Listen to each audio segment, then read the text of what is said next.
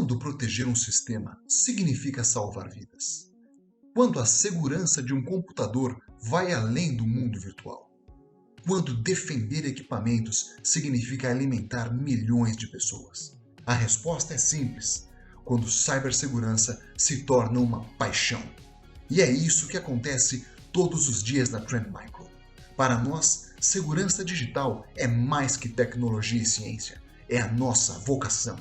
É por isso que a Trend Micro atua no Brasil e no mundo para trazer soluções que impactam organizações da área da saúde, da agricultura, indústria e muitas outras. É com muito orgulho que ajudamos a proteger sistemas e equipamentos que salvam vidas em hospitais, produzem alimentos nos campos e contribuem para o avanço da economia de nossa comunidade local e global.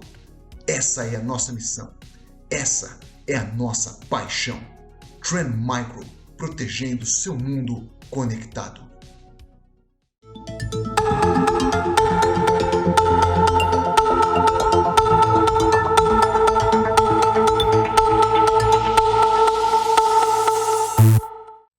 Olá, pessoal, bem-vindos. Muito obrigada pela presença de vocês aqui na TVD, na nossa programação semanal. Obrigada pela audiência. Obrigada por vocês estarem sempre aqui conosco, todas as manhãs, praticamente toda semana, né? Temos aí uma audiência fiel aqui na TVD. Obrigadíssima. Hoje nós estamos com um debate regional, na verdade, né? Estamos aqui com um conteúdo voltado para o Rio de Janeiro, um debate carioca, um debate onde estamos reunindo líderes do Rio de Janeiro para falar sobre um tema que foi considerado aí ao longo da nossa programação como um tema muito importante, faz parte da nossa Agenda 21. Durante esse período de pandemia, nós elencamos uma série de temas que realmente fizeram parte aí dessa transformação digital acelerada. E acelerada porque a pandemia realmente trouxe alguns desafios importantes. Um deles, com certeza, foi a questão da computação em nuvem. Na verdade, a nuvem já vinha dentro de um processo de aceleração, mas durante a transformação, muitas empresas tiveram que apertar o passo em relação à nuvem. Então, hoje, nós vamos avaliar, por parte dos nossos líderes, o quanto inovação e nuvem caminharam juntas, o quanto esse desafio durante a pandemia foi importante, o quanto esse desafio vai ser mais importante ainda nessa Agenda 21, ok? E nós estamos com líderes de grandes empresas, de empresas também inovadoras, empresas que já têm uma agenda digital, empresas tradicionais, empresas de governo. Então, temos uma equipe, um time muito diversificado para debater esse tema. E contamos também, com certeza, com a colaboração de vocês, que sempre mandam perguntas, comentários, e também teremos enquete. Eu quero agradecer, mais uma vez, a parceria da Trend Micro, que tem sido uma empresa que tem colaborado bastante com o nosso conteúdo aqui, tem patrocinado vários temas, tem estado conosco aqui nessa jornada de conteúdo na TVD, ok? Eu quero agora apresentar para vocês esse timaço que vai estar conosco participando desse debate. Eu quero apresentar para vocês, primeiro, o Gilmar Esteves. O Gilmar Esteves é CISO da ZUP Innovation. Bem-vindo, Gilmar, muito obrigada por estar aqui conosco, bom dia. Bom dia, Graça, bom dia, pessoal. Obrigado pela oportunidade, obrigado pelo convite. E vamos elevar o nível de maturidade dos times de segurança. Vamos sim, Gilmar, obrigada. Mais uma presença super importante, já um veterano aqui conosco, Júlio Urdangarim, diretor, presidente da Iplan Rio. Obrigada, Júlio, mais uma vez aqui conosco na TVD. Bom dia, Graça, muito obrigado pelo convite. Bom saber que eu sou veterano aí na TVD. Bom dia a todos os companheiros aí do painel. E um bom dia especial a todos que nos assistem, né? E tenho certeza que esse painel vai ser bastante esclarecedor para o nosso público. Muito obrigada. Marcelo Assunção, CISO da Light. Obrigada, Marcelo. Bom dia, Graça. Bom dia, pessoal. Obrigado aí pelo convite. meus amigos aí que estão aí no painel. Eu acho que a gente vai ter um papo bem interessante também. Muito obrigada. Marcelo Lintomen, diretor de SI, Segurança da Informação, da Proderj. Bom dia, Graça, bom dia a todos. Agradeço muito aqui o convite para participar desse debate com profissionais tão seletos, né? Estou aqui para aprender e tentar colaborar um pouco com vocês. Com certeza. Convido também Marco Lopes. O Marco Lopes é Head de Cybersecurity da BR Distribuidora. Bom dia, Graça. Bom dia a todas e todos. Muito feliz pelo convite aqui para participar desse debate. Espero que a gente consiga aí trabalhar com todas as informações que o nosso mercado, e focando, né, como você falou, Graça, o mercado do Rio de Janeiro tem aí para nos demandado, né? Acho que vai ser um compartilhamento bem bacana. Com certeza, Marcos. Gostaria também de convidar o Paulo Baldner, participando aqui conosco também, contribuindo com o nosso debate. O Paulo é Head de Cybersecurity da OLX Brasil. Bem-vindo, Paulo. Bom dia, Graça. Bom dia a todos. Obrigado pelo convite. Obrigado pelo convite por um tema tão relevante como esse. E um prazer dividir aqui a mesa com todos os profissionais de tão alto gabarito. Muito obrigada. Gostaria também de convidar, de apresentar para vocês, participando também conosco, o Rui Borges Xavier, Cybersecurity da Vale. Oi, Graça, bom dia, pessoal. Feliz de estar participando aqui, acho que é uma oportunidade bem legal da gente trocar experiências e mostrar para o pessoal que está assistindo aqui como é que a gente está fazendo, o que a gente está fazendo, nossas ideias. Então, obrigado aí pela oportunidade, pelo convite. Bom dia a todos. Obrigada. Eu gostaria de convidar agora, apresentar para vocês e também solicitar que dê as boas-vindas aos nossos convidados, o meu parceiro nesse debate, Tiago Villa, Regional Sales Account Manager da Trend Micro. Tiago, sua vez de dar as boas-vindas também e agradecer a participação dos nossos convidados. Opa, Graça, com certeza. Bom, pessoal, bom dia a todos. É um prazer enorme estar fazendo parte aí, como todos já falaram, né, desse painel, com tanta gente boa, né, desse mercado de segurança. Só temos aqui referências do mercado do Rio de Janeiro, no que tange aí a segurança da informação, e é um prazer enorme, né, em nome da Trend, estar podendo participar e poder compartilhar um pouco da nossa experiência aí com todos. Então, bom dia especial a todos que estão aqui participando virtualmente nesse painel e também a todos que estão aí, enfim, conectados e assistindo.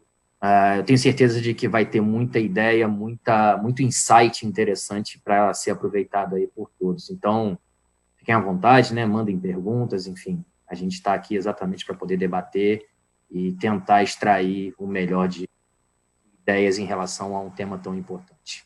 Bom, muito obrigado. Com certeza. Com certeza, Tiago. Realmente, pessoal, eu acho que, como todos comentaram, e o próprio Tiago reforçou, esse tema ele é muito importante. Eu acho que hoje, né, a questão da nuvem, ela ganhou uma relevância. Com certeza, todas as empresas aqui têm a sua própria jornada. Nós vamos fazer uma proposta nessa primeira rodada de dividir os nossos participantes em 3 grupos, né? Nós vamos ter o primeiro grupo, onde nós teremos o Marcelo Assunção, da Light, o Rui Borges Xavier, da Vale, e o Marco Lopes, da BR Distribuidora.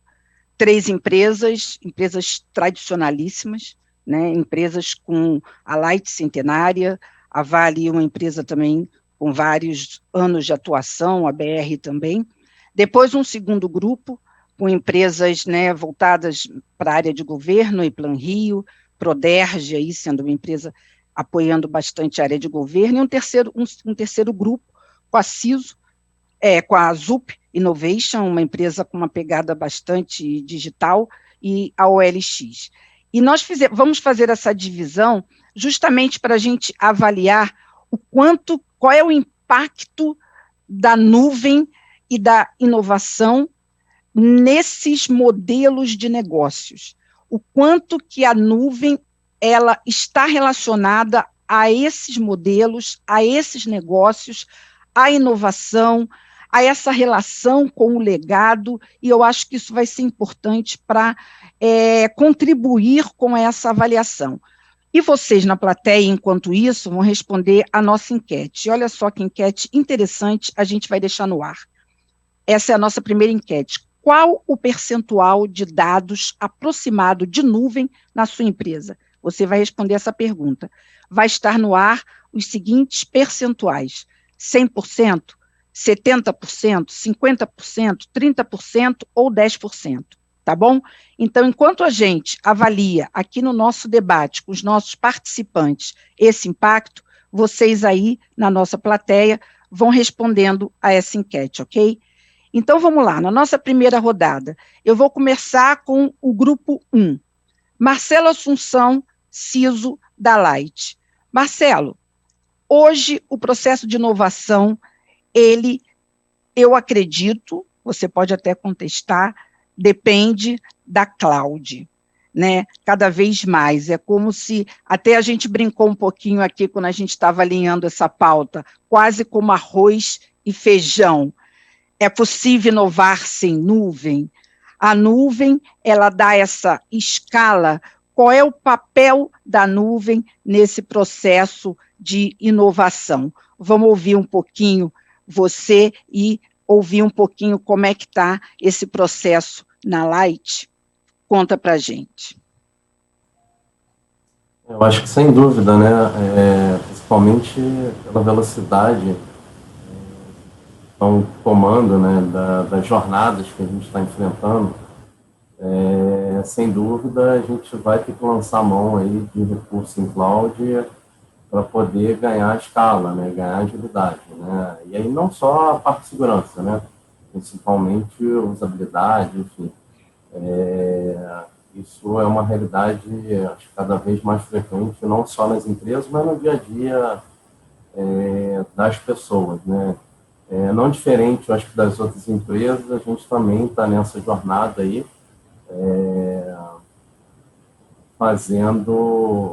começando, né, esse trilho de transformação digital. Como você falou, nosso negócio é centenário, então tem várias questões aí que a gente precisa ter mudança de mindset para poder percorrer essa jornada aí do cliente.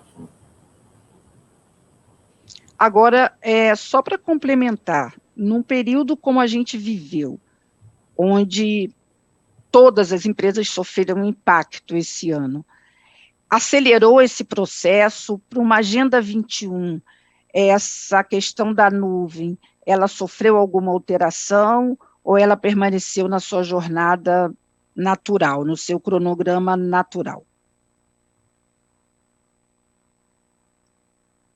Eu entendo que acelerou bastante, né? Principalmente... Para vocês, você sentiu que acelerou? Tá. Então, eu estou com dificuldade de te ouvir, Marcelo, não sei se os demais também. Eu também. Um pouco agora? Sim, agora sim. Tá, eu acho que acelerou bastante, até em virtude do momento que a gente está vivendo, né? De distanciamento social. A gente teve que colocar mais serviços de forma remota, então também oferecer acessibilidade, né? Não só para o cliente, mas para os nossos colaboradores, né? Perfeito. Então, isso com certeza acelerou a forceps, né? Se não foi uma opção, esse caminhar em direção à nuvem. Perfeito. Rui, Vale, vamos ouvi-lo agora. Para o Marcelo, houve sim uma aceleração, houve sim um impacto. Para a Vale, como é que foi essa jornada? Impactou? E como é que você vê essa relação nuvem-inovação no contexto da Vale? Então, Graça, eu concordo com o Marcelo, né? Eu acho que a gente vinha engateando aí nesse processo de transformação digital, inclusão digital, e a pandemia, esse momento que a gente viveu aí, foi o maior incentivador, na minha opinião, né, dessa transformação digital. Então, aqueles passos de formiguinha que a gente vinha dando aí ao longo dos últimos anos, a gente passou a dar passos mais largos aí quando a pandemia entrou de verdade, né? Principalmente nos primeiros meses, que ninguém sabia exatamente quanto tempo isso ia durar, quanto tempo a gente ia ficar nesse modelo de home office e tal. Esse é um ponto, né? O outro ponto é que também com esse motivador aí da pandemia, e com as pessoas em casa, a maioria das pessoas e a maioria dos negócios tendo que trabalhar de casa, teve uma transformação digital por si só, né? Então, assim, muitas empresas não estavam preparadas para esse modelo de trabalho home office, teve que se preparar do dia para a noite, praticamente, né? Então, a gente botou, sei lá, 45 mil pessoas trabalhando home office no final de semana. Então, assim, é um desafio gigantesco. Num final de semana? Porque a gente... Rebobina aí para mim. Praticamente foi isso, né? Assim, na quinta-feira, lá por dia 12, 11 de março, se eu não me engano, a gente estava trabalhando em escritório, né? A gente já tinha um esquema de trabalho home office, algumas áreas, vamos dizer assim, tinha um esquema já de trabalho home office, mas eu acho que a Vale foi uma das primeiras empresas que adotou, de fato, esse modelo de home office lá no comecinho da pandemia. Então, na segunda-feira, no dia 15 ou 16 de março, estava todo mundo em casa, né? Principalmente, isso eu estou falando do mundo corporativo, basicamente. Na operação, a gente ficou entendendo como é que era e tal, até adotar as medidas e as recomendações adequadas para que as pessoas trabalhassem. Mas o mundo corporativo foi isso. Em 2, 3 dias, a gente botou muita gente para trabalhar home office, no esquema de home office. Então, foi um desafio gigantesco. A gente ficou, no primeiro momento, a gente ficou aí um tempo entendendo como é que a coisa ia funcionar, toda a parte de infraestrutura, e foi melhorando aos pouquinhos. Então, foi adequando o que precisava adequar com o jogo rolando, né? Mas a gente está aí sobrevivendo, e eu acho que, sem dúvida nenhuma, esse momento de pandemia foi o maior incentivador aí da transformação digital, inclusão digital, e, enfim, isso para o mundo corporativo e para o mundo pessoal, né? Para nossa vida pessoal também, né? Sim, então, sim. Muita gente que tinha meio resistência com internet e tal, teve que entrar de cabeça aí nesse momento, que foi a forma que a gente tinha de comunicação até, né? Verdade. E aí, de certa forma, como você está colocando, quer dizer, a jornada da nuvem, que de certa forma estava, como você falou, um pouquinho mais devagar, acelerou bastante nesse processo, né, Rui? É o que eu tenho visto assim no mercado, com as pessoas que eu conheço. Então, acho que foi teve uma alavanca aí bem grande aí. Né? Perfeito. Bem, vamos aí ouvir agora a BR, para fechar esse primeiro grupo, ouvir o Marco, BR Distribuidora. Como é que se comportou aí essa jornada nuvem aí, como é que está a previsão aí para 2021? Vamos lá, Marco, com você. Não, Graça, acho que o Rui e o Marcelo já colocaram aqui de forma bem explícita, né, e evidenciou a realidade que a gente enfrenta aí, os nossos pares. Mas para a BR, o cenário, ele não é que foi um pouco diferente, mas a gente já vinha numa toada de movimento para nuvem desde o ano passado. Tá? Só que o que a pandemia acelerou? Acelerou, eu acho que a transformação cultural para habilitar uma transformação digital. Que transformação cultural é? Como o Rui mesmo colocou. As pessoas que não se ambientavam numa reunião como essa que a gente está fazendo aqui, totalmente remota, tiveram que usar os recursos, né? Então, nesse sentido, a gente tinha as ferramentas, mas elas nunca foram colocadas à prova. Então, o isolamento nos fez trabalhar dessa maneira, né? E com relação à própria jornada para a nuvem, a gente já tinha um movimento, né? Como eu disse, e a gente o desafio foi fazer todo aquele planejamento que a gente tinha, né? De forma presencial, né, com as equipes, de uma maneira remota, e se mostrou, né, e vem se mostrando até mais eficiente do que se fosse presencialmente. A gente consegue acessar os times, a gente depende de times que nem sempre estão no Brasil, enfim. a pandemia trouxe esse fator acelerador, não só para a jornada, mas também para os nossos trabalhos, para habilitá-lo, né? Perfeito, muito bom. Ótimo. Grupo 1 se colocou bem. Vamos ouvir governo? Júlio, governo, outro mundo, outra história, né? Eu sei que a jornada nuvem no governo segue um outro ritmo, mas mesmo assim, diante de uma pandemia, o que você percebeu? Vai mudar um pouco essa jornada cloud para o governo depois da pandemia? Para 2021, você acha que muda um pouco o relógio? O que você percebeu, Júlio? Graça, certamente, né? A gente está falando, acabamos de falar aí de videoconferência, e a videoconferência foi um fator preponderante para garantir a continuidade da prestação de serviços, inclusive, né? Hoje a gente faz telemedicina usando ferramentas de videoconferência. A gente faz atendimento ao cidadão também usando ferramentas de videoconferência. Então, assim, a nuvem ela já está dentro do governo, dentro do serviço público. E os novos gestores, né, que já foram eleitos, serão eleitos ainda, já a partir do início de janeiro, eles já chegam com o desafio de tratar esses temas de tecnologia e inovação. E não tem dúvida que a gente está nesse caminho, né? Porque ficou claro nessa pandemia que a modernização e a digitalização dos serviços públicos foram que garantiram a continuidade do atendimento à população. Eu falei de telemedicina, mas aulas online, atendimento por videoconferência, entre outras soluções, né? E mesmo com as barreiras do serviço público, nós avançamos bastante nessa temática. Nós, quando eu falo Brasil, né? E a transformação digital é um caminho sem volta. E não tem como se falar transformação digital sem pensar em nuvem.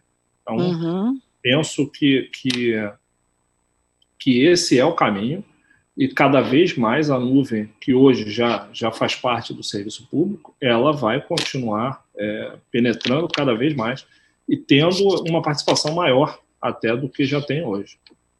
Perfeito.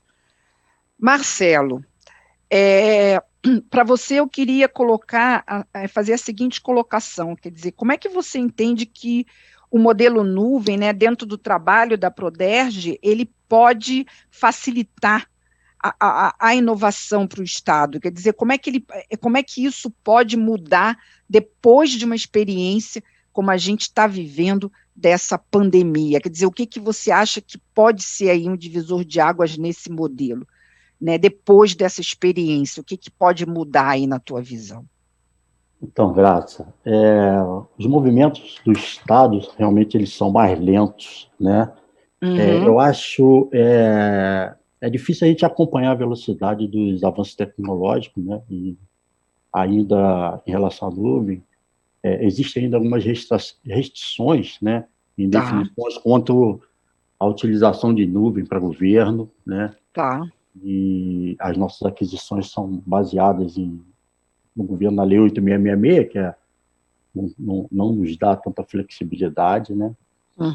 E eu acho assim que com a pandemia nós realmente enxergamos a necessidade do governo digital, né? Não tem uma outra forma de atender o cidadão, não tem uma forma hoje de a gente, por exemplo, obrigar um cidadão a fazer uma prova de vida e ter que deslocar ele para um órgão, um local. Então, isso ficou bem claro para a gente, só que diante da nossa, assim, dos nossos movimentos serem mais lentos, você vê, nós recentemente conseguimos ativar um data center de um legado olímpico, né, que nós recebemos no Estado, e já foi um grande trunfo para a gente. E agora, diante disso, a gente já tem que mudar, entendeu? Já estamos mudando.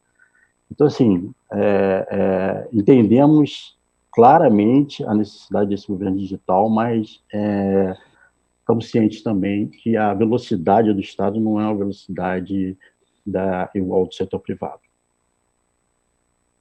Perfeito. Bem, para finalizar essa rodada, vamos agora para o terceiro grupo.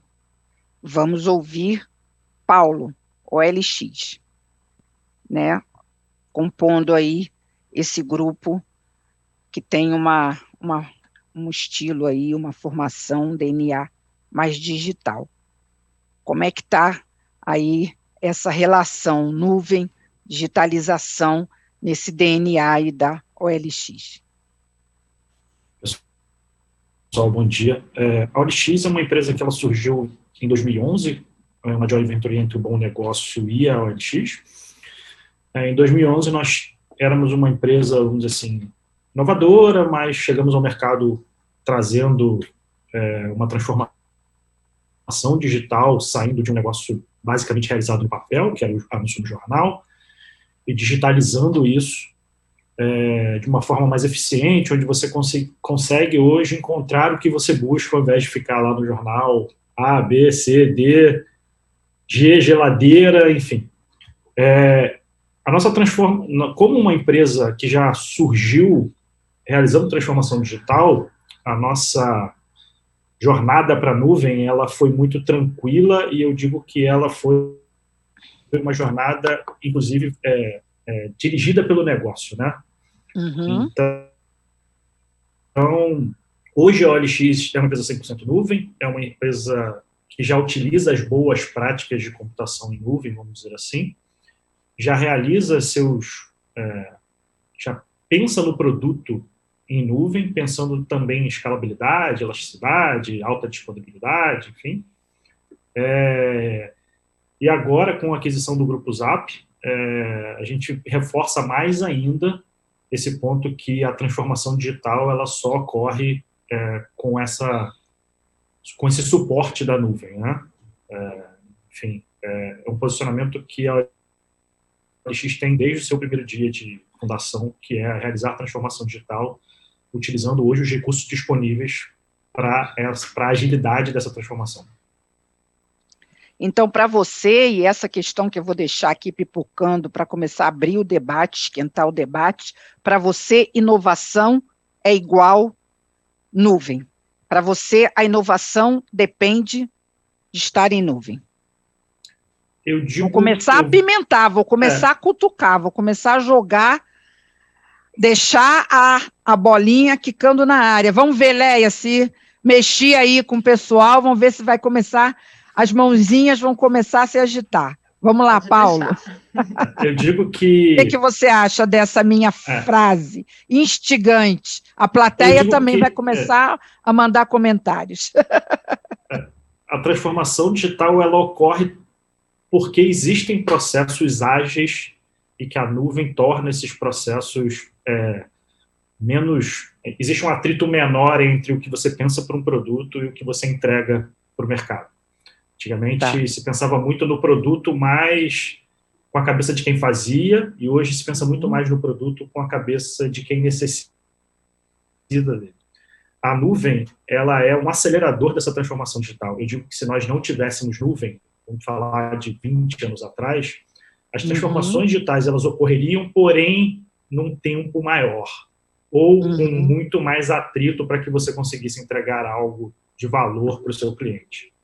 Com a nuvem, você consegue ter empresas muito pequenininhas que trazem grande disrupção para o mercado, porque elas têm o suporte da nuvem por trás delas e que dá para uma empresa hoje com 10, 20, 30 funcionários o mesmo poder computacional que hoje as top 100 empresas do mundo têm. É só uma questão de investimento, claro, quanto você tem para investir naquele seu processo de digitalização, naquele seu processo de inovação, e o que você quer entregar para o seu cliente. Perfeito. Ótimo. Gilmar, sua vez para a gente fechar aí essa primeira rodada muito boa.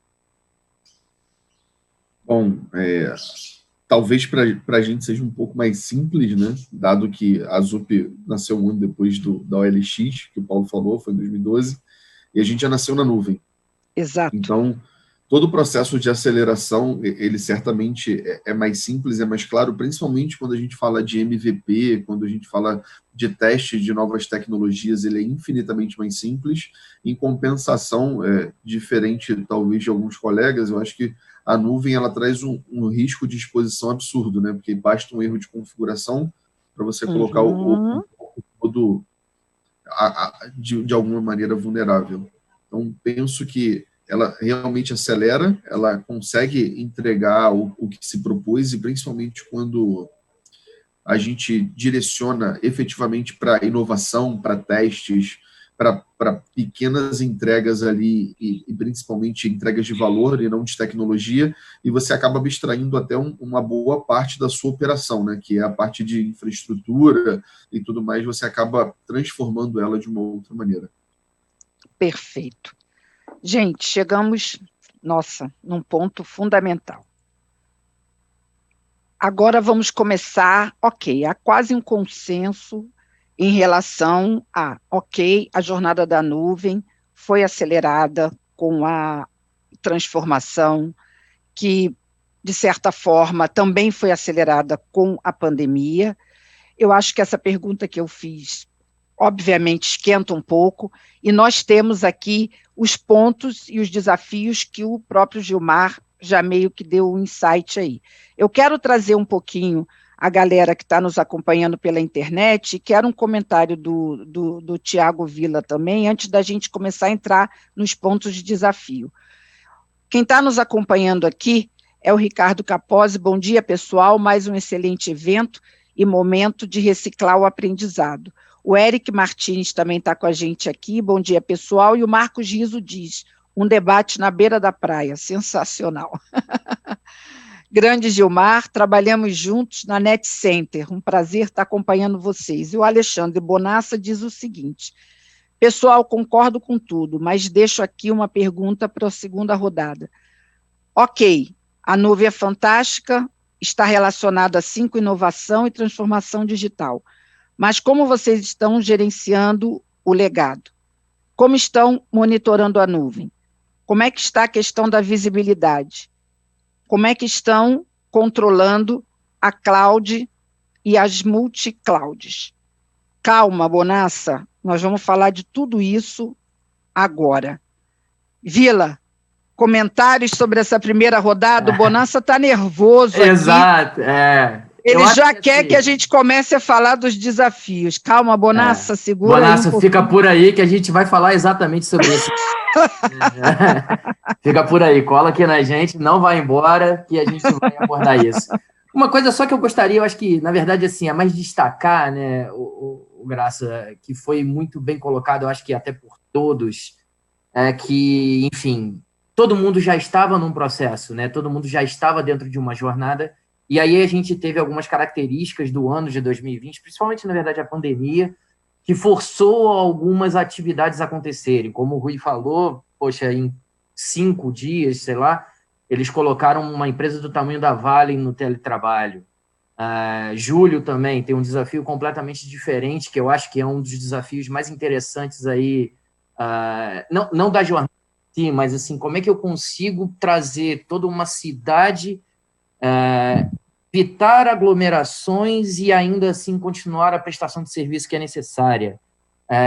Então, né, e, enfim, alguns outros comentários aí que o pessoal colocou que eu acho que também, no final, todo mundo entende que a jornada de nuvem é uma realidade, né, até o próprio Marcelo, que já trabalha num segmento, o Lintoman, né, desculpa, mas que já é um provedor de serviços de tecnologia que tinha uma característica específica ao longo da existência, está tendo que se reajustar, enfim. Então, eu acho que é muito mais um comentário, né? Então, a nuvem é uma realidade para todos. Hoje, a gente pode considerar que eu acho que todos, né, os participantes aqui, também quem está aí, enfim, participando com a gente, já tem dados em nuvem. E eu acho que o ponto é esse, né? Para dar aí a evolução, né? Como que a gente faz para incluir a segurança hoje dentro desse ambiente, né? Então, como o Gilmar já também adiantou ali, pensar em inovação vai automaticamente linkar a gente com nuvem. Bacana. Exato. Mas, e agora? Uma vez que eu inovei, uma vez que eu tenho a nuvem para suportar a minha inovação, como é que eu faço para incluir a segurança? Eu acho que é onde a gente vai entrar aí nos nossos próximos debates. Então, mas exatamente. Aí, e aí tem uns tópicos bem bacanas, bem bacana para a gente abordar. Leia, vamos trazer o resultado da nossa primeira pesquisa para a gente sentir um pouco como é que está a nossa plateia em relação ao uso de nuvem? Muito bem. A gente perguntou, né, como você comentou no início, né, qual percentual de dados aproximado de nuvem tem na sua empresa. E a maioria respondeu que tem aproximadamente 70%, né, de dados em nuvem, bastante. Mas, em segundo lugar, ficou 30%. Então, assim, são dois extremos, está um pouco dividido ali, entendeu? Mas, assim, a maioria realmente já tem um bom número de dados na nuvem. Muito bem. Para vocês terem uma ideia, essa enquete ela vem nos acompanhando já há algum tempo. E eu diria para vocês que no ano passado a gente atingia aí percentuais na faixa de 30%. Esse dado mudou drasticamente com a pandemia. Isso é um dado bastante interessante, a gente observou que houve um salto de percentual com a pandemia. Isso é um dado bastante interessante. Bem, pessoal, vamos começar com alguns aspectos importantes. O primeiro deles é o legado. Eu queria trazer já para discutir com vocês, e talvez até, principalmente com o primeiro grupo, eu acho, é o aspecto de legado. Esse é um ponto importante que eu queria discutir com vocês. Por quê? Uma das questões que a gente tem observado aqui é que com a adoção da nuvem, né, o processo de como que você faz essa, digamos, conciliação, né, entre o sistema de legado, o que você vai continuar, permanecer em on-premise, e o que você vai levar para a nuvem, e como vai ser essa convivência. Eu queria começar justamente discutindo e avaliando isso. Quem pode comentar sobre isso? Quem pode falar um pouco sobre essa relação, essa decisão, e como conciliar esses dois mundos? Quem pode contribuir com essa discussão e com essa experiência? Marco, já até pediu a palavra. Ótimo. Não, é porque, não sei, né, para a gente, isso é meu dia a dia aí, desde o início do ano, né, quando a gente começou a jornada, né, então acho que fica mais fácil de eu, de repente, dar o início aí da discussão. Para a gente, na BR, né, acho que diferente, não sei quais são os modelos que estão sendo utilizados em outras empresas, a gente está usando uma abordagem que é quase que total em cloud, né? Então, a gente tem o nosso projeto de jornada para cloud, é um projeto bem arrojado nesse sentido.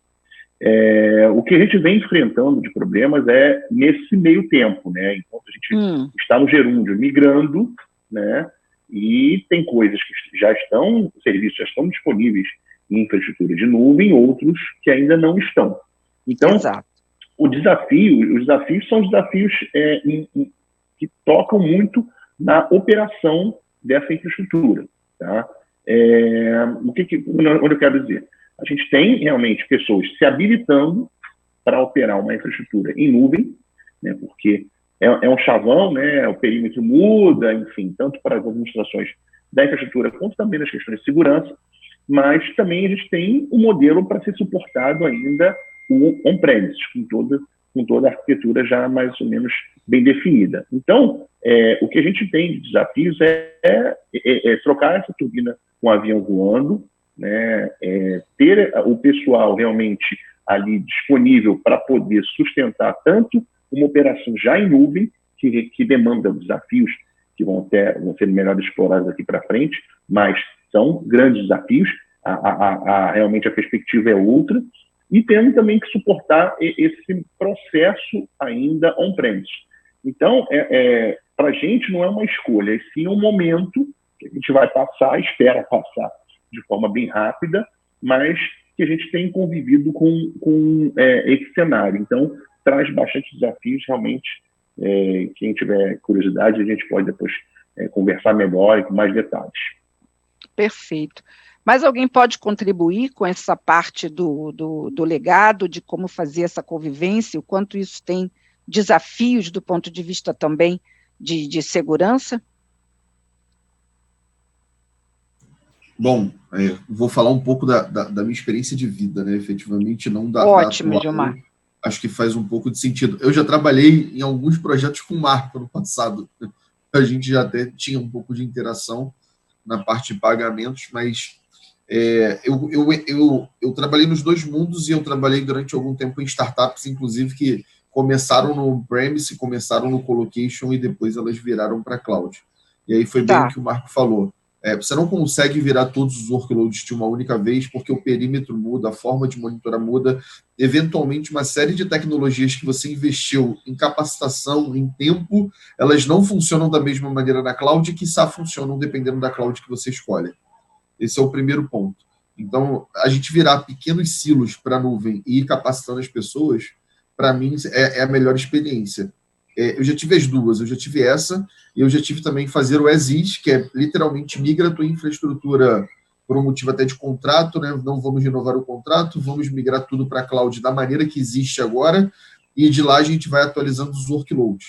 Eu acho que a segunda maneira ela também funciona, é meio um Big Bang, mas ela tem uma necessidade muito maior de um treinamento e de um acompanhamento, não só do time de segurança, mas principalmente de um time de governança, para conseguir entender quais são os próximos passos, o que está sendo feito. E aí, quando eu falo desses passos, é principalmente observability, logs, acessos, que são coisas extremamente críticas, que na nuvem ela se torna muito volátil. Você acessa de qualquer lugar. Se você não construir ali, talvez, um workspace, se você não construir ali uma DMZ ou um método de acesso diferente, porque DMZ não se aplica para tudo em cloud, efetivamente, então você muda um pouco os parâmetros. Acho que dessa forma são as duas abordagens que eu conheço. Acho que as duas funcionam, depende muito do mindset da empresa e de quanto você está disposto a investir efetivamente em capacitação do seu time. Perfeito. Ótimo, duas contribuições. Mais um tema que eu gostaria de trazer também, e obviamente eu vou mudando. Mais alguma contribuição? Desculpa te cortar, mas eu acredito que o Marcelo tenha pedido ali a palavra. Marcelo Assunção. Ótimo. Tá bem, ótimo, excelente. Comentar em cima do Gilmar. Excelente. Vamos lá, Marcelo. Complementar só um pouco. Acho que vocês estão... Claro, por favor. Tentando somar um pouquinho, eu também tive uma experiência. Com certeza. Recente nessa jornada, né? E aí não é só habilitar a infraestrutura em nuvem, né? Como acho que o Baldner falou, assim, a gente muda o mindset em pensar a jornada do cliente. Então, em muitos casos, a gente refez aplicações, né? A gente saiu de habilitar uma infraestrutura em cloud para ir para a plataforma como serviço. Então, a gente mudou a forma como a gente entregava aquilo pensando no cliente, não mais no produto, né? Então, a gente aproveitou essa mudança, não só mudou a questão da infraestrutura on-premise para poder levar isso para a cloud, né? Isso é um desafio grande, principalmente para as empresas que já tem um pouquinho mais de tempo, já não nasceram, né, como startup, que tem que lidar com legados, com obsolescência, que faz parte normal aí da maior parte das empresas antigas, né, como é o caso de algumas que estão aqui com a gente. Você gostaria de fazer algum comentário, Thiago, sobre esse ponto do legado? Uma das coisas, na verdade, que é muito mais, eu acho que uma curiosidade do que, de fato, um comentário se no caso, né, por exemplo, eu acho que isso se adequa muito mais como um desafio, acho que principalmente para esse grupo 1, né, que são empresas que realmente possuem, grupo 1 e grupo 2, né, que tem essa característica do legado muito forte. Isso. Né? Quer saber, na verdade, assim, não sei se, enfim, quem pode contribuir isso, mas como que hoje eles definem aquilo que vai para a nuvem e aquilo que ainda precisa ser mantido em on-premises. Se isso é algo que está muito mais ligado à característica do consumo, então, do ponto de vista do cliente dessas empresas, eu tenho que priorizar os sistemas legados e levar ele para a nuvem, porque por conta dessa mudança, né, dessa quebra de paradigma que aconteceu, seja impulsionado pela pandemia ou pelo próprio advento da nuvem, né? Se eles têm um framework hoje, como é que eles definem, né? Então, é muito mais uma curiosidade. Como que se define qual o sistema legado que vai para a nuvem e, uma vez que vá, né, como que, enfim, vem aí o planejamento, mas aí eu acho que a conversa mais para frente que seria a questão da integração da segurança em cima desses sistemas, né? O Júlio pediu a palavra aí. Júlio, está com você. Thiago, você trouxe um tema muito interessante, né? Porque, assim, hoje, acho que, falando de prefeitura, acho que 90% aí dessa interação acontece de serviços, né, de necessidades de um sinal de trânsito inteligente, por exemplo, de uma lâmpada LED, o que quer que seja, né? E aí existe esse desafio, né, de proteger esse ativo digital. Como é que se protege esse ativo extremamente valioso e vital para a cidade? E vai muito além da utilização de mecanismos de proteção tradicionais, os endpoints, o firewall. E com o governo digital cada vez mais se acelerando, né, essa questão ganha ainda mais relevância, sendo necessário acrescentar outras análises comportamentais e de inteligência nas tentativas de invasão ao ambiente digital. Vivemos isso, né? O governo viveu isso aí, governo e judiciário, principalmente, recentemente passou por isso, né? E a questão do home office também, que foi amplamente adotado, né, da administração pública, expandiu esse perímetro, como o Marco falou, né? Então, assim,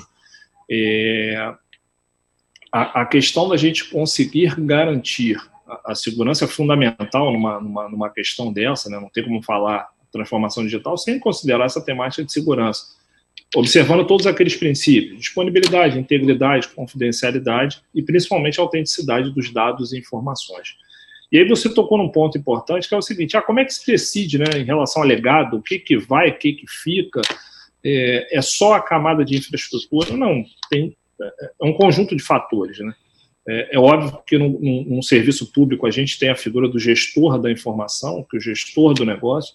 Então isso é discutido com ele, é apresentado os prós e os contras, e óbvio que a gente toma essa decisão baseada numa série de fatores. Claro que a questão financeira, a questão econômica, ela é fundamental, mas a segurança da informação, ela está em primeiro lugar. Então, avalia-se muito essa questão antes, efetivamente, de olhar apenas se o serviço está no ar, pode ir para a nuvem ou não. Realmente, em muitos casos, ele pode ir, mas a questão de segurança, ela é avaliada, e se for o caso, se tiver algum dado que a gente considere sigiloso, a gente não leva. Perfeito. Rui, você pediu a palavra também, por favor? Pedi só para complementar aí o que o pessoal falou, né? Sim.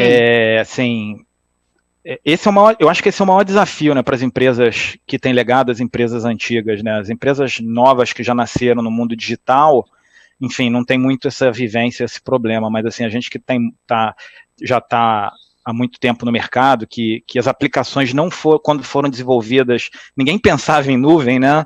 Então, esse é um desafio, né? E quando a cloud começou a virar uma realidade, assim, muita gente foi para a cloud numa expectativa de redução de custo, né?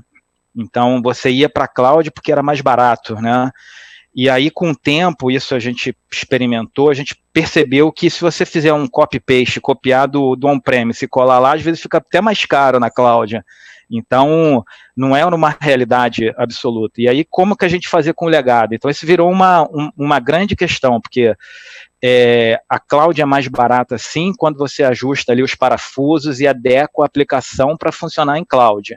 Mas aí, para você ajustar esses parafusos numa aplicação que foi construída há 30, 40 anos atrás, de repente o custo é altíssimo, então não compensa você migrar para a cloud. Então, é sempre uma questão de muitas análises aí para a gente entender, que aí responde também um pouco a pergunta do Vila, né? Como que a gente faz as escolhas, né? Então, passa por esse ponto, né? Que legal, você migrar para a cloud é mais barato, mas aí para migrar para a cloud, para ganhar o benefício de redução de custo, tem que ajustar bem os parafusos ali das aplicações, para as aplicações poderem funcionar da forma que ela deveria funcionar em cloud. E aí, para ajustar essa aplicação, o custo é tão alto que, de repente, não vale a pena você migrar e fazer todo esse processo. Então, aí pode ser uma das características, das formas de pensar do que vai e o que não vai, né? E é um desafio gigantesco mesmo, porque quando a aplicação já nasce, quando você vai contratar uma aplicação hoje, ou vai criar, ou vai desenvolver uma aplicação, ou vai contratar, que ela vai ser uma plataforma, um IaaS, até uma infraestrutura as a service, ok, é mais fácil, né? Você já adequa aquela aplicação para ela estar funcionando e ter os benefícios que a cloud tem e promove. Agora, para o legado, eu acho que é um grande desafio e não tem uma resposta única e mágica para resolver todos os problemas. É uma análise meio que caso a caso, eu acredito. Não tem um framework, né? Vai no... Exato. Não tem. Entra aqui, sai lá, funcionando performaticamente, com redução de custo e tal, não dá. Claro. Só não tem legado quem realmente já nasce no modelo, né, cloud, como foi colocado aqui. Eu acho que esse assunto é ótimo, acho que a gente cobriu bem, né, tem muitas perguntas aqui da nossa plateia sobre isso, se der tempo depois, algumas delas eu volto aqui. Eu vou mudar também para um outro tema, que também tem bastante perguntas, que é a questão da configuração em nuvem, que é outro ponto bastante colocado aqui. Leia, nós temos até uma enquete, a enquete sobre isso já está no ar? Está no ar, sim. A gente colocou agora da visibilidade, daqui a pouquinho a gente já vai colocar de configuração também. Já trago o resultado. A que está no ar é a de visibilidade primeiro? Isso. Então vamos trazer esse tema primeiro? Sim, daqui a pouquinho eu trago o resultado. Tá? Tá, então eu vou trazer o resultado, vou trazer a discussão da visibilidade então primeiro, tá? E depois eu trago o ponto da configuração. Então, vamos trazer depois de legado um outro ponto aqui que a gente tem, que é justamente a questão da visibilidade. Esse ponto tem tudo a ver com segurança e é um ponto também muito importante para a gente discutir. A questão da visibilidade em nuvem é um desafio, com certeza, para a turma de segurança, né, e é difícil, né, tem aquela frase clássica que vocês conhecem, que é difícil você garantir a segurança daquilo que você não vê. E a visibilidade em nuvem é realmente um grande desafio, principalmente no momento em que a gente sabe que hoje a gente tem vários modelos de nuvem, a gente sabe que tem modelos multi-cloud, enfim, as nuvens elas têm se tornado bastante diversificadas. Então eu queria começar essa discussão com o Paulo, justamente com a OLX, que tem um modelo, né, bastante avançado em nuvem. Como é que você, Paulo, que tem esse modelo, né, bastante, praticamente 100%, como você falou, em nuvem, como é que para vocês essa questão da visibilidade tem sido aí desafiadora do ponto de vista, se vocês estão trabalhando no modelo multi-cloud, como é que vocês têm avançado nessa questão da visibilidade em nuvem? Hoje nós trabalhamos com o modelo multi-cloud, não para todos os serviços, mas alguns serviços onde é necessário alta disponibilidade e é necessário computação na ponta, né, com edge computation, a gente trabalha no modelo multi-cloud. Então, a visibilidade hoje, quando a OLX foi para a nuvem, isso em 2015, ela não foi um ponto, vamos dizer assim, a ser considerado, tá? Até porque, como já foi dito aqui, a OLX foi para a nuvem por uma questão de escalabilidade e redução de custo na época, e em seguida houve toda a transformação digital e houve toda a transformação de codificação para que os recursos da nuvem fossem melhores utilizados. Então, o que acontece hoje com visibilidade em si é que existem stacks de visibilidade, e esses stacks eles são muito relacionados à forma com que o produto trabalha. Então, assim, quando eu tenho um produto que ele é 100% nuvem, ele é um produto SaaS, muitas vezes a minha visibilidade ela é mais por observabilidade do que o tratamento em si da aplicação, tá? Quando eu tenho uma aplicação como plataforma, muitas vezes essa visibilidade ela é um pouco melhor, porque eu consigo tratar alguns componentes da aplicação em que no modelo SaaS eu não tenho, tá? E eu digo que no modelo de infraestrutura ele é muito parecido ou, se não igual, aos modelos on-premise. Mas existem stacks diferentes de visibilidade para que a gente adapte as nossas stacks aos produtos fornecidos pela nuvem. Tá? Geralmente, a gente isso on the fly. Tá? Novos frameworks são criados, novos produtos são lançados, novas formas de se ter essa visibilidade são alcançadas, mas é muito on the fly. Eu digo que ainda não existe uma receita de bolo como existem nos produtos on-premise que nós já temos aí há 30 anos. Existe aqui uma questão, e eu acho até que o Tiago pode nos ajudar a pontuar, Tiago, que são dúvidas aqui da plateia, na questão do ponto da visibilidade. O que algumas perguntas estão chegando aqui no seguinte sentido. Existe muito ainda perguntas relacionadas à visibilidade no sentido que alguns movimentos de nuvem em algumas empresas, eles acontecem, até você quando colocou essa pergunta, né, o que decidir, o que vai para a nuvem ou não, que muitas vezes essa decisão nem está na mão da TI, está na mão está na mão da área de negócios, que às vezes não é uma decisão nem da TI, o que vai para a nuvem.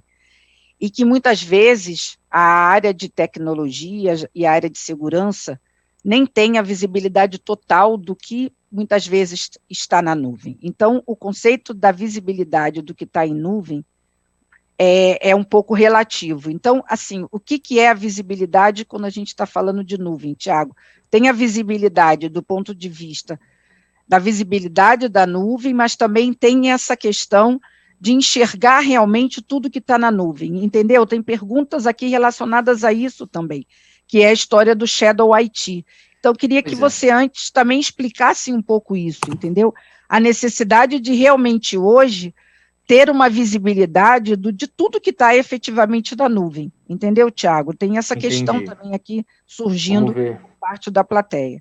Eu estou levando para os universitários, porque meu papel aqui é esclarecer. A minha ideia também aqui é só colaborar com o meu ponto de vista. Vamos ver. Depois, então, os universitários são eles, entendi. Eles são os universitários. Ótimo. Então tá bom. Então você também vai passar. Nossa função aqui é só instigar. Não, então tá bom. Espero que eu consiga esclarecer um pouco. Eu acho que, assim, a nuvem ela é algo que hoje, combinado com a questão, né, na verdade, combinado com a evolução da visibilidade que a gente vai acabar esbarrando, eu acho que é até para onde vai o nosso debate, que é a questão da configuração, são coisas que são fundamentais nos dias de hoje. E por que eu digo que, né, ter mecanismos e, enfim, ter maneiras automatizadas de ganhar visibilidade em relação a esse ambiente de nuvem é fundamental, até pelo que a gente começou, né, no início da nossa conversa, né? Então, inovação está atrelado ao uso da nuvem. Se isso existe, a gente tem hoje, dentro das áreas de negócio das empresas, áreas de dev, áreas que estão muito, ou que estavam, né, vêm de um histórico muito mais associados ao negócio, e que hoje tem uma facilidade absurda de contratar serviços em nuvem para colocar aquilo que ela tem no ar. Né? Então, hoje, qualquer um com um cartão de crédito ali pode pegar e contratar um serviço em nuvem, e esse serviço em nuvem, às vezes, vai estar rodando lá a tua aplicação, o teu... Enfim, então, como que a segurança vai se posicionar, ou como é que a gente faz com que os controles de segurança cheguem até lá? Então, e aí a gente pode entrar até por um outro viés, que é a questão até não só das regulações, então, em alguns casos, né, LGPD e coisas nessa linha, né, até como as boas práticas de mercado, o NIST, enfim, CIS e por aí vão, que fazem com que a gente precise cada vez mais ter visibilidade em relação àquilo que está acontecendo dentro desse ambiente. E como ele é um ambiente extremamente volátil, a gente precisa de mecanismos, não basta só a gente ter aquele modelo de segurança tradicional que vem, enfim, acompanhando a gente há algum tempo, e que, claro, né, aí com o advento das startups, de empresas que nasceram em nuvem, isso já vem modificando, mas eu acho que, assim, 2020 ele é um marco de mudança muito forte exatamente por conta disso, né? Então, as empresas hoje estão muito mais ágeis, a agilidade das empresas se deve muito à questão da adoção da nuvem em si, mas isso também traz um gap gigantesco do ponto de vista de segurança, que é essa questão. Então, assim, ter mecanismos, e aí eu diria até tecnologia que te ajude a ter ganho de visibilidade é fundamental para que você mantenha, enfim, né, até como o Júlio estava falando, né, integridade, acessibilidade, enfim, os pilares da segurança em si. Então, isso é fundamental, no meu ponto de vista, ter tecnologia e ter processos, enfim, ter o cuidado com a visibilidade daquilo que está acontecendo. Shadow IT é uma realidade, não adianta fechar o olho para isso, então a gente precisa estar olhando e a gente precisa tentar estender a segurança até esses pontos. Eu queria muito ouvir agora, abrir, né, o debate para ouvir os nossos participantes sobre a visão deles sobre esse ponto da visibilidade. Visão e visibilidade ficou meio redundante, mas para apimentar, eu recebi aqui do pessoal o resultado, e observem só o que a plateia nos passou. A pergunta foi: qual o nível aproximado, e a plateia é uma plateia de tecnologia, principalmente de segurança, qual o nível aproximado de visibilidade dos dados em nuvem na sua empresa? A maioria respondeu somente 30% de visibilidade. Então, assim, a maioria tem pouca visibilidade dos dados que estão em nuvem. Essa aqui é a resposta do nosso público. Então, vamos lá, pessoal. Agora eu quero ver o sinalzinho aqui, a reação. Quem vai falar? Leia. Gilmar pediu. O Gilmar. Gilmar? Opa, Gilmar. Gilmar, vamos lá, Gilmar. Vamos lá, o tema é visibilidade. Vamos lá, o que você tem a contribuir com esse tema? Eu acho que vamos por partes, né? Quando a gente fala de visibilidade em cloud, já é um negócio complexo. Ferramentas que a gente usava no passado, há 3, 4 anos atrás, elas não funcionam. Vou dar um exemplo sem ser nenhum vendor e tudo mais, que é um open source, que é o Zabbix, por exemplo. Quando você vai para a infraestrutura em cloud, ele não faz muito sentido, dado que a maior parte das coisas, até por uma questão de custo e escalabilidade, você começa a fazer tecnologias serverless, você começa a mudar a stack, fazer algumas outras coisas. E quando a gente fala de visibilidade multi-cloud, eu particularmente acho que é uma mentira. Não existe uma solução à bala de prata onde te dê visibilidade nas 3 nuvens. E aí eu penso o seguinte, e eu falo isso constantemente para o time, já é difícil a gente fazer segurança numa única nuvem. Apesar dos conceitos serem iguais, as tecnologias e as formas de configuração, elas são extremamente distintas entre um vendor e outro de nuvem. Então, quando a gente foca até a nível de visibilidade de migração, a intenção começa sempre com uma nuvem. Quando você adquire a maturidade total, você deveria migrar para uma próxima. O problema é que essa maturidade total nunca chega, porque o cara, a cada 6 meses, lança uma novidade que seu time não estava preparado, e você começa a correr meio que atrás do prejuízo ali, tentando capacitar as pessoas, fazer testes e tudo mais, e evoluir novamente o nível. Quando a gente fala, ainda voltando sobre visibilidade, testei já, sei lá, já perdi a conta de quantas ferramentas eu já testei a nível de nuvem para monitoramento de observability, visibilidade em geral. E nada, até hoje, é melhor do que as soluções nativas do próprio fabricante.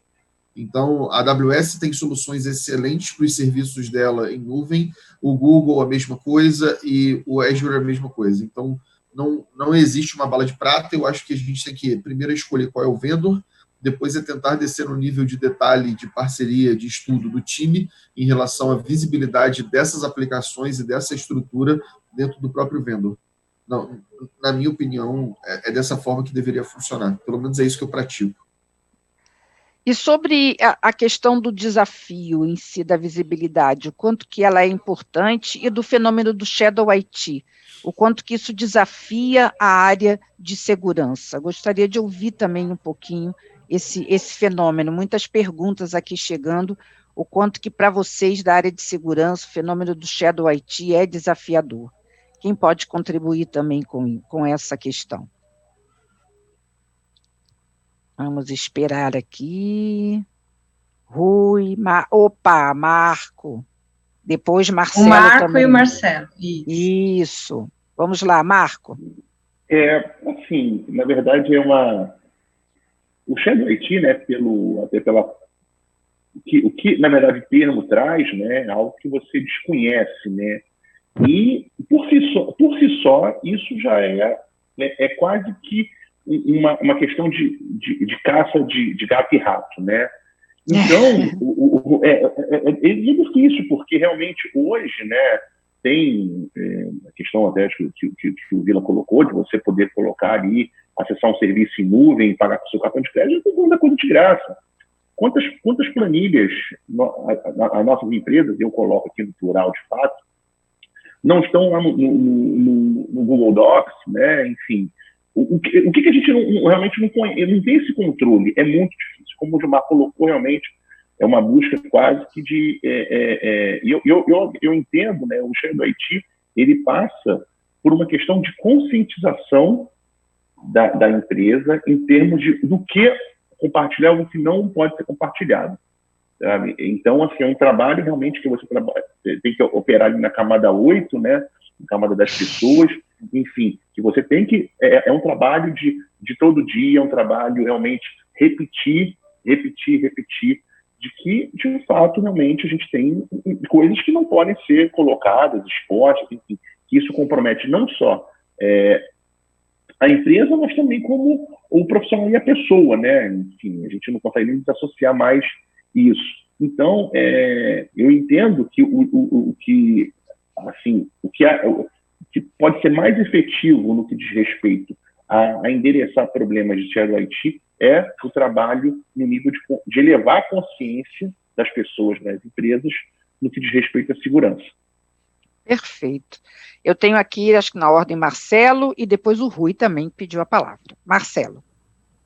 Pegando o gancho que o Thiago falou, que hoje está muito fácil a gente adquirir esse serviço em nuvem, os negócios estão tendo uma dinâmica muito grande, né? Assim, alguns negócios estão tendo que mudar totalmente a forma que ele faz aquele negócio, ser disruptivo, para poder, às vezes, até se manter no mercado. Então, é aquilo da água descendo o morro, né? Então, se a TI não se reinventar, não só a segurança, para poder entregar ágil, mas entregar bem, o negócio vai procurar o caminho para poder fazer aquilo acontecer, porque ele precisa sobreviver. Então, o Shadow vai acontecer, como o Thiago falou, né? E aí a gente precisa ter diversos mecanismos para poder monitorar, e eu acho que não é só solução, né? Eu acho que a gente precisa mudar processo também.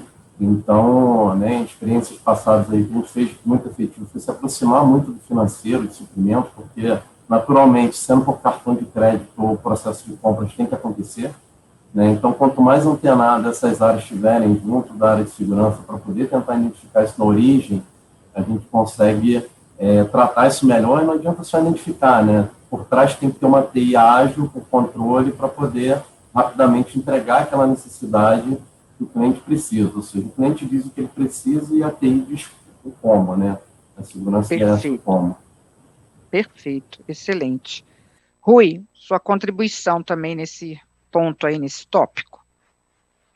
A minha contribuição é um mix aí do que os dois falaram anteriormente, né? Porque, assim, eu acredito bastante hoje em dia que a segurança, né, como segurança da informação, cada vez mais tem que dar um foco maior nas pessoas, porque tecnologia, equipamento, a Trend tem 1 milhão de tecnologias, a Microsoft, todos os fornecedores aí tem 1 milhão de tecnologia, mas no final do dia, a gente tem uma pessoa por trás do computador que, se estiver disposta a burlar toda essa tecnologia, vai burlar de alguma forma ou de outra, ainda mais agora nesse cenário de home office, né? Então, como o Thiago comentou, basta ter um cartão de crédito e tem algumas nuvens que nem precisa, você cria um ambiente na nuvem aí de teste em 2 minutos, né? Então, assim, é um processo educacional, assim, grande de treinamento e conscientização em cibersegurança, nos riscos que essas ações podem ocorrer, em fazendo ou não fazendo, o risco de fazer, o risco de não fazer, enfim, é um processo grande. Eu acho que eu especificamente trabalho numa torre que é basicamente de treinamento e conscientização, e eu acho que as empresas estão engateando nesse ponto, né?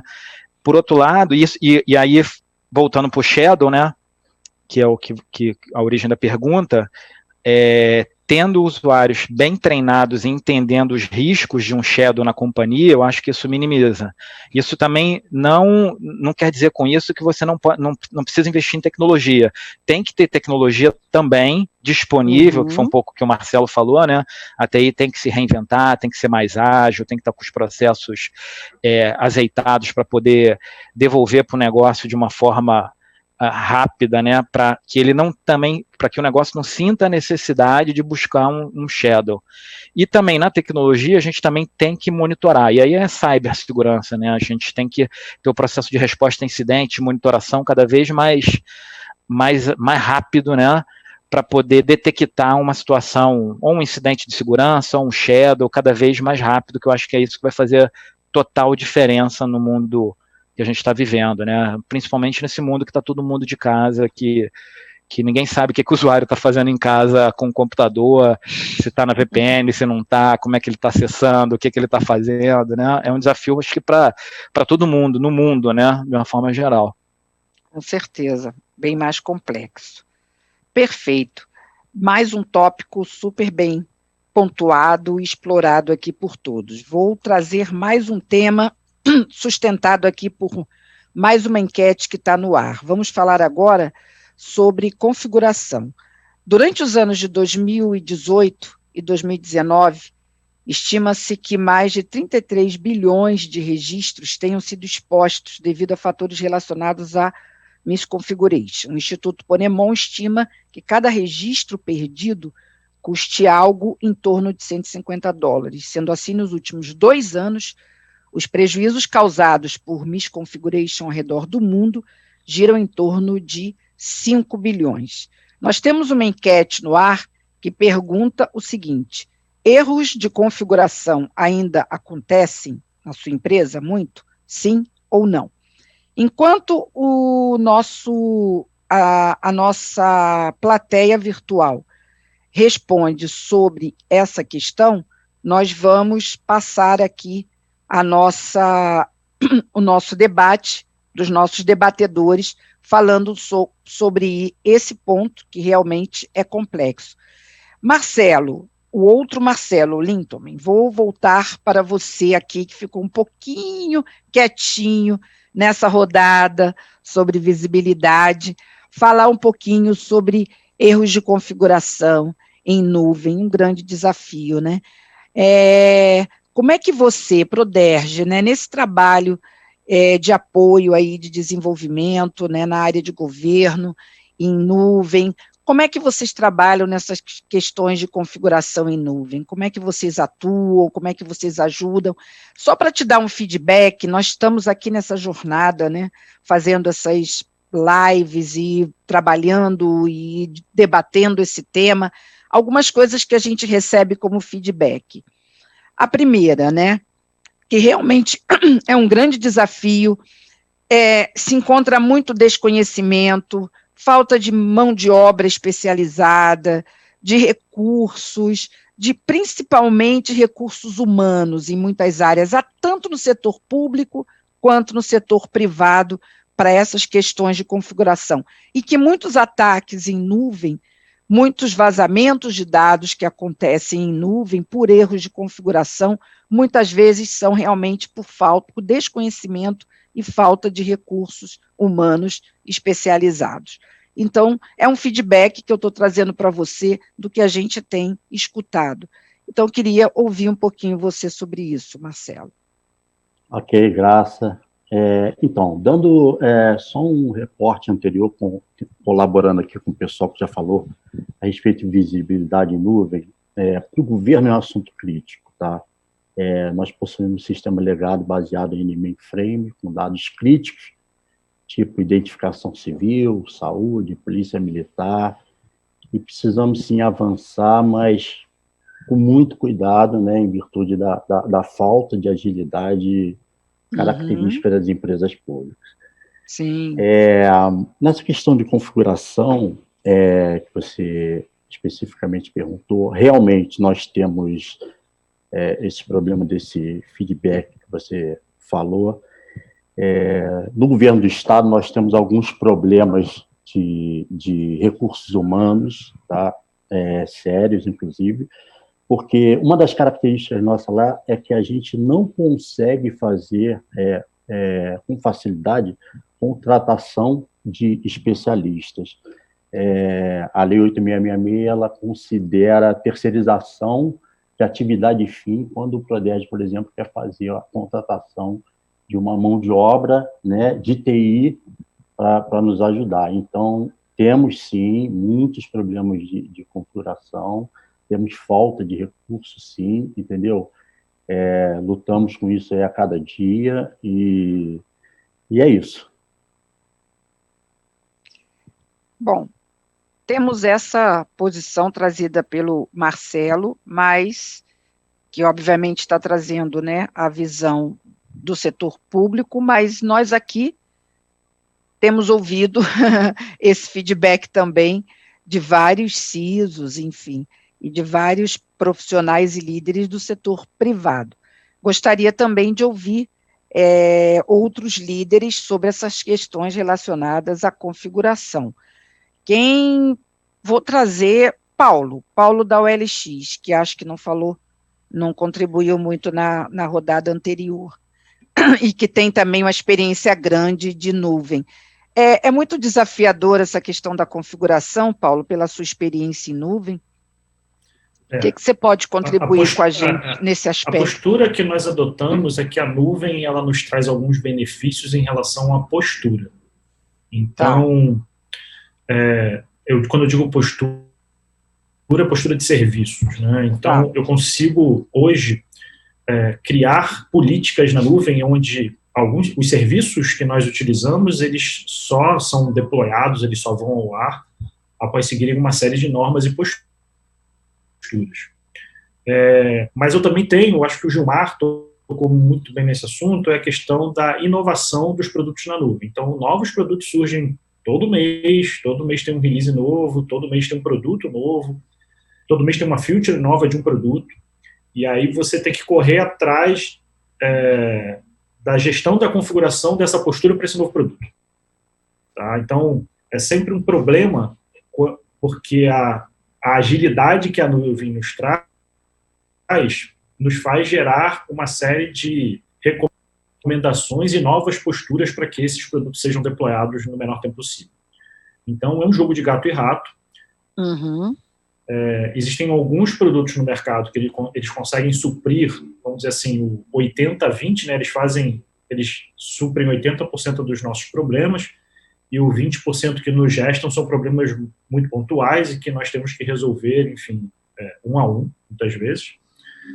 Mas o conceito de entregar segurança como postura nos reduziu uma carga de problemas que era muito alta no passado, simplesmente aplicando isso by default a qualquer coisa que vai para a nuvem. Claro que, aí voltando ao tópico anterior, a gente tem a questão do Shadow IT, a gente tem a questão que muitas vezes essas posturas não conseguem ser aplicadas aos serviços não mapeados. Enfim, existe um problema. Eu acho que o mercado olha esse problema de muito perto, as nuvens olham esse problema de muito de perto também. Eu acredito que nos próximos anos haverá uma mudança no mercado em relação a, vamos dizer, security by default nos produtos em nuvem. Tá? É isso.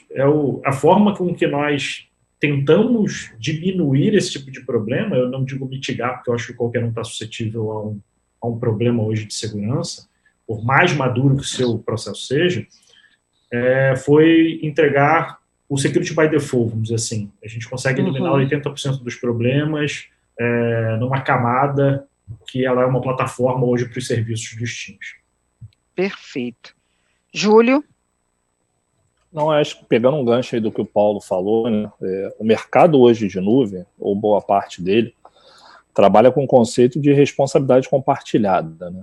Eles são responsáveis por uma parte e o cliente é responsável por outra. Isso é até natural e aceitável, mas o cliente ele precisa conseguir essa maturidade, mesmo com essa maturidade, o Paulo tocou um ponto importante, é possível que erros aconteçam, né, e não tem ninguém 100% seguro. Então, acho que é de responsabilidade nossa formar e capacitar cada vez mais esse time que trabalha com configuração em nuvem. E o conceito do Paulo de entregar uma configuração mínima que suporte 80% dos problemas é um caminho que a gente também segue aqui, aquela coisa de melhores práticas, para a gente evitar problemas de exposição dos serviços. Por isso a gente avalia muito, leva muito em consideração isso também, a questão na hora de decisão de colocar um serviço na nuvem. Além do gestor, a questão de como está a maturidade daquele time que vai administrar. Aquele dado é um dado muito relevante, que possa trazer algum prejuízo. Então, mesmo que a nuvem seja a melhor opção, às vezes a gente prefere segurar ele dentro de casa antes de colocar na nuvem.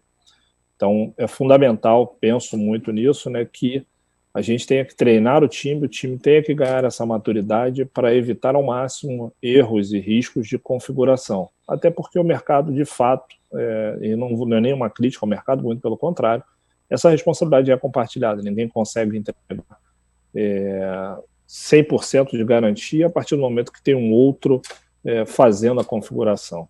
Então, penso que a questão da capacitação e do amadurecimento é fundamental para isso, e gostei da colocação aí do Paulo em relação ao modelo que ele adota. Concordo e acho que esse é o caminho. Perfeito.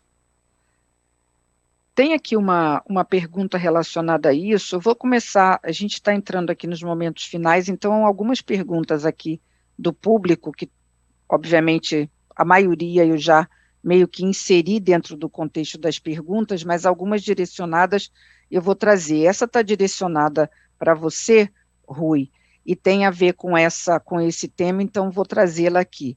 E a pergunta, ela é justamente sobre configuração, e se a questão da configuração, se você acha que é um problema da segurança ou é um problema da área de TI. E se você acha que quem tem que resolver o problema de configuração de nuvem é a área de TI e não a área de segurança. O que você acha, Rui? Bom, eu vou dar aquela resposta, depende, né? Depende. Acho que depende da situação. Eu diria o seguinte, já com um pouco pegando o gancho na pergunta anterior, né? As nuvens, todas elas, eu acho que cada dia tem 1 milhão de funcionalidades novas. O pessoal tá muito... A digitalização, a quantidade de features de inovação nos ambientes de nuvem estão numa velocidade muito grande. E a minha percepção é que os profissionais, as pessoas, não conseguem se manter atualizados com a quantidade de features e inovações que as nuvens lançam todo dia. E aí meio que separando, né, isso para o time que é especializado em cloud, que está ali para desenvolver tanto um PaaS, um IaaS e tal, quanto para o time de segurança. Né? A minha opinião é que vale para os dois times, assim, separando os times numa empresa. Né?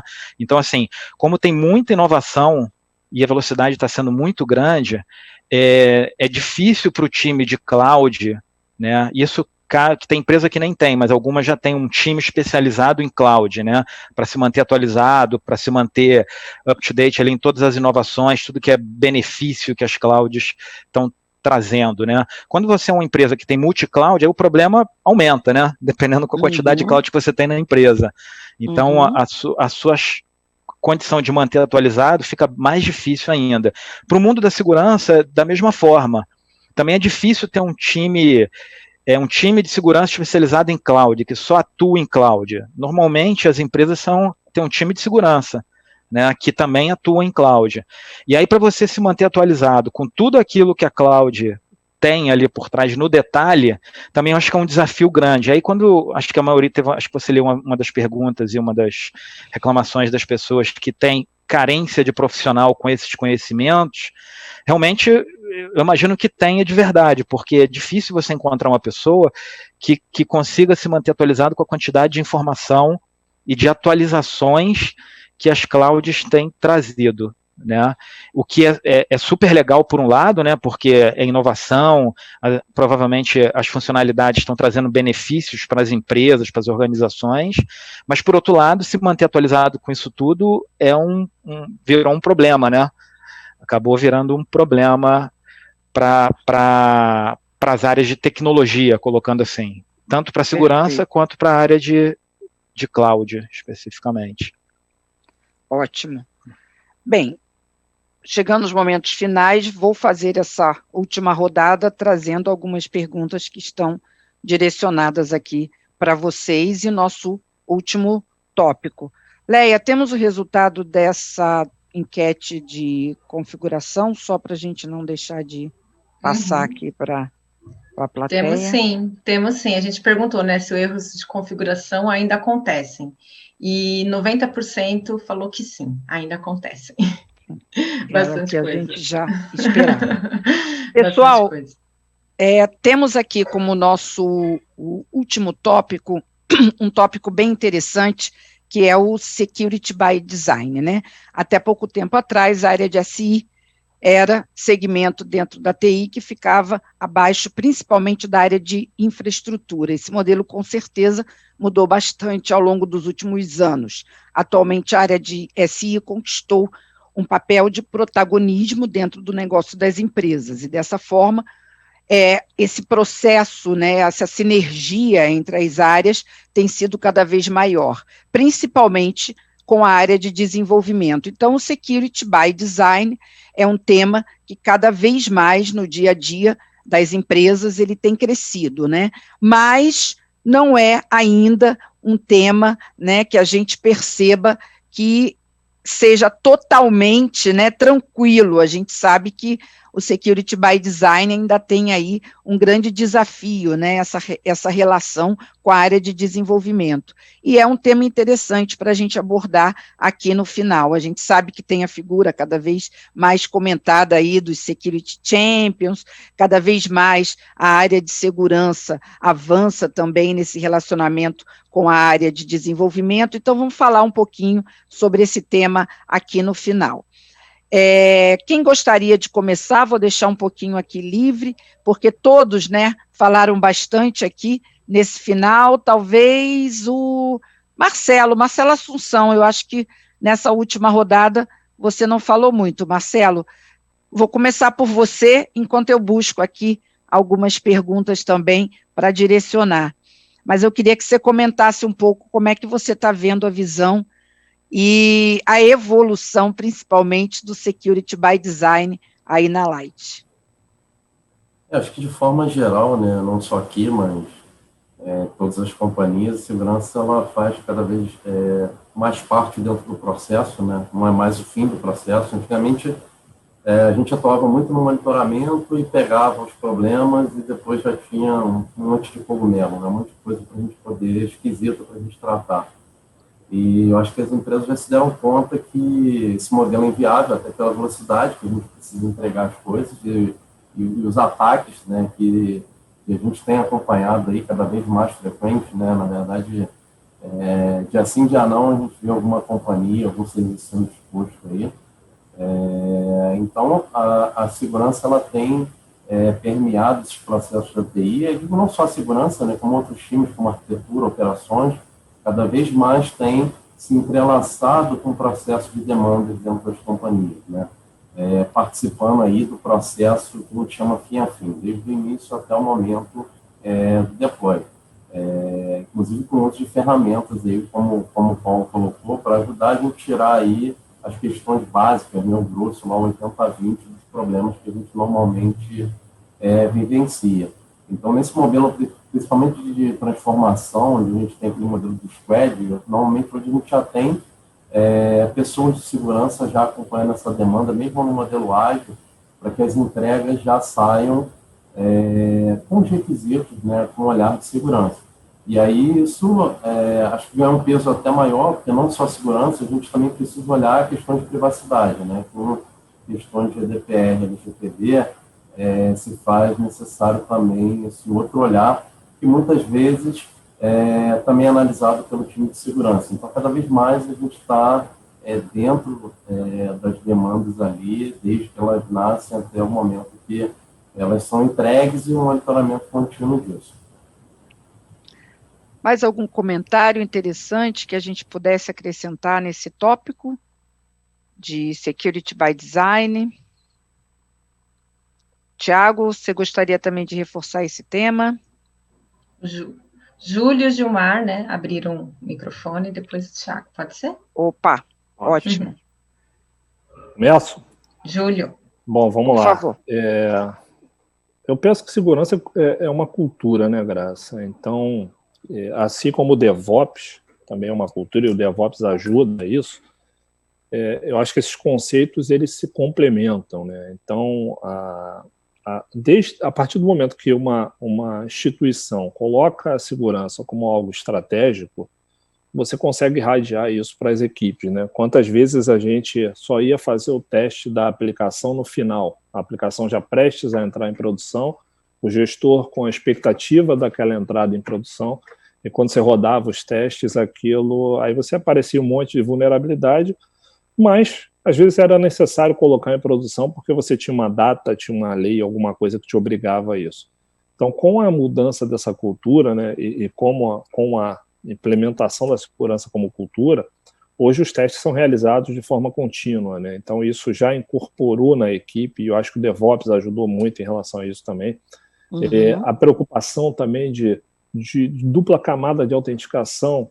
Antigamente as aplicações tinham apenas uma camada de autenticação, hoje a grande maioria já trabalha com essas duas camadas, o que dá um grau maior também na questão da segurança.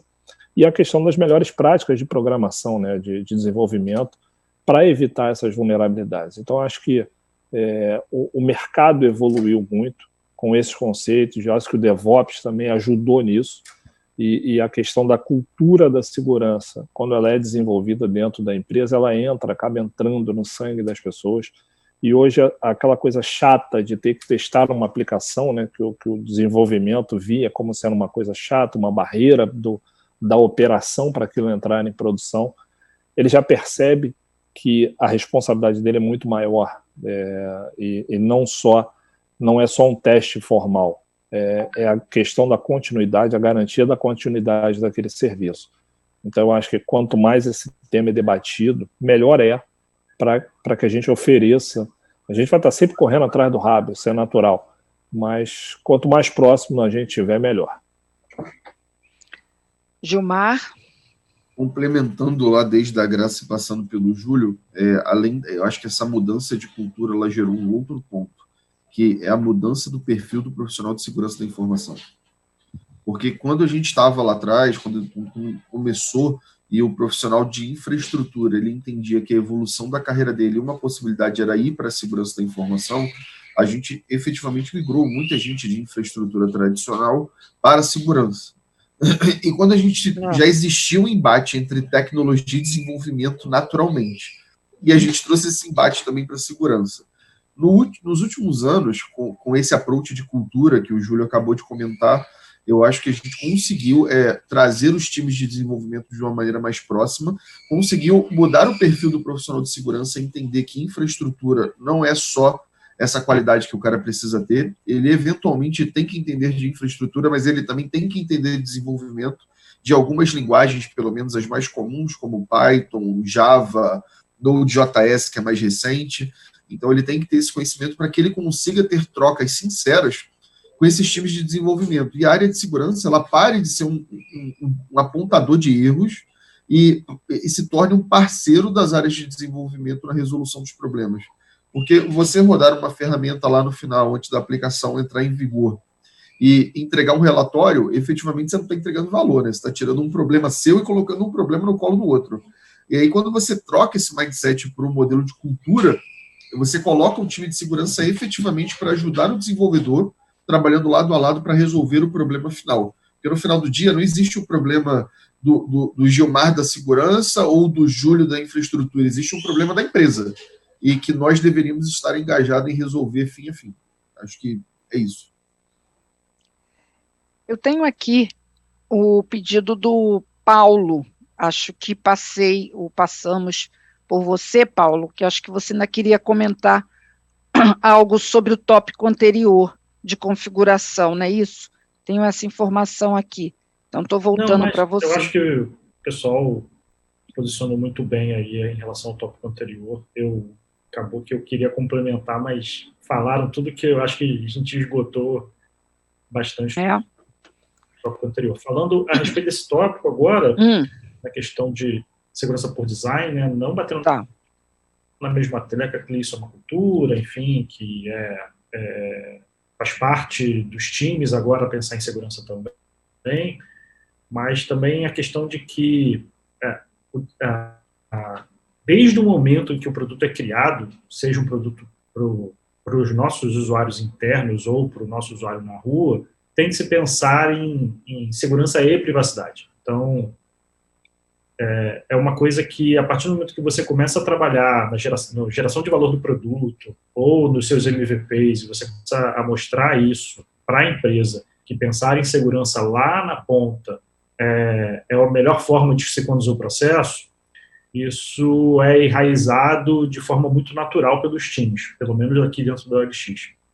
E acaba que se fala muito também de fraude, porque hoje os nossos produtos são produtos, enfim, que estão abertos a todos os vendedores e compradores, e a fraude também é um problema. Então, quando você começa a tratar esses problemas desde o momento do desenho do produto, quando você fala quem vai interagir com aquele produto, quem são os prováveis personas e anti-personas desse produto, você começa a mitigar muita coisa na ponta, justamente ou colocando fatores de autenticação, ou até botando um banner, ou simplesmente evitando que certas ações sejam tomadas dentro do seu produto, para que o usuário menos instruído se defenda disso por design, vamos dizer assim. Beleza? Eu acho que acho que todo mundo falou muito, mas é o que a gente hoje vive aqui dentro. Perfeito. Bem, eu estou olhando aqui a hora e a quantidade de perguntas, e tomei a seguinte decisão. Se eu for trazer todas, realmente não vai dar, mas olhando as perguntas, acho que a maioria das questões foram respondidas. As direcionadas, pelo que eu avaliei aqui, algumas estão relacionadas, por exemplo, ao Júlio, ao pessoal de governo, sobre os ataques recentes ao governo, de ransomware, eu acho que fogem um pouco, mas tem uma questão insistentemente aqui trazida, que foi a paralisação da Amazon ontem, né? Me parece que a maioria aqui está falando da indisponibilidade. Então, eu queria ver se um de vocês, alguém quer comentar, não especificamente sobre a paralisação, mas o que pode representar para os negócios de vocês, se eventualmente, né, vocês estão com negócios na nuvem, se alguém quer comentar sobre uma paralisação que aconteça como essa e o impacto, se alguém quer comentar, o Paulo já levantou ali que quer comentar, e depois passo a palavra para o Tiago finalizar. Isso vai avançar um pouquinho, gente, me perdoem, mas é importante porque tem uma enxurrada aqui de perguntas sobre essa questão da paralisação, todos pedindo, por favor, para vocês comentarem sobre isso, e aí a gente encerra. Pode ser, a gente vai avançar só um pouquinho no horário, mas são muitas perguntas sobre essa paralisação, querendo que vocês comentem, tá bom? Paulo, você pediu, pode comentar, por favor? A Amazon hoje, a Amazon ontem teve uma paralisação, mas ela não foi uma paralisação global, na região de Virgínia, e também não foram para todos os serviços. Eu acho que o serviço mais afetado foi o Canizes, que ficou aí se eu não me engano, mais de 12 horas fora do ar. Porém, você hoje consegue trabalhar em cloud com multi-regiões. Então, assim, uma forma de defesa é lá o seu data center de DR, em muitas empresas, se não todas, você consegue ter esse tipo de alta disponibilidade em múltiplas regiões, em todas as 3 grandes nuvens.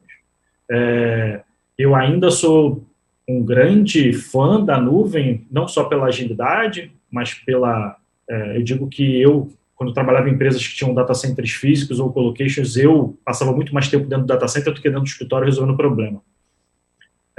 E hoje na Amazon, sinceramente, eu passo muito mais tempo pensando como implementar, resolver problemas do que implementar problemas que eu possa resolver, implementar soluções que eu possa resolver outros problemas, do que quebrando a cabeça em simplesmente deslocando alguém do meu time porque a fonte de um produto parou ou que o disco de um produto deu problema.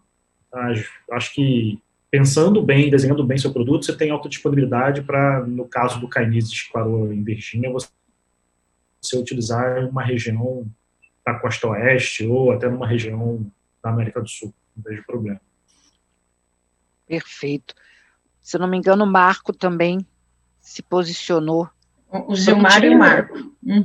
A responder. Eu vou, de repente, só complementar. Acho que o Paulo trouxe aí muito do que eu gostaria de falar, mas só complementar, até seguindo aquele meme, né, de postar isso aí correndo.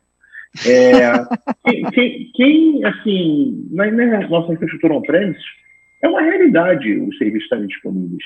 Então, assim, é claro que a gente tem uma expectativa alta, com alta disponibilidade, redundância, enfim, mas acontecem problemas, né? E a gente entende, aí, como o Paulo colocou de uma forma muito bem direta, de que é muito mais interessante você direcionar o time para pensar em novas soluções, enfim, construir arquiteturas que tragam um benefício direto para o negócio, do que, de fato, deslocar essas mesmas pessoas para resolver incidentes de infraestrutura.